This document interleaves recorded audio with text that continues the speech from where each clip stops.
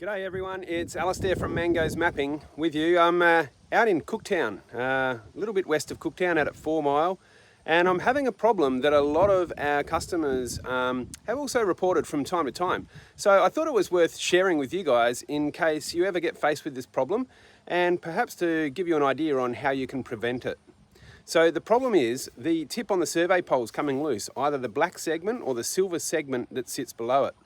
So I've just cleaned up the thread on this black segment, taken it off, cleaned it up, and I've applied some Loctite to that and nipped it back up with my shifter so it's nice and tight. I use and love Loctite 263. You can use whatever you want. This isn't endorsed, just what I know and what I love. And I'm shortly going to do the same to my little tip, add a little bit of thread to that, a little bit of Loctite to that, add a little bit of Loctite to the female seat there on the bottom of the pole tip, and then I'm going to nip that up with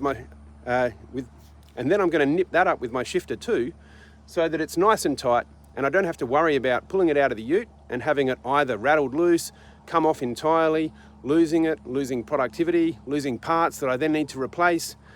A bit of preventative maintenance goes a long, long way. I hope this tip is helpful for you. See you next time.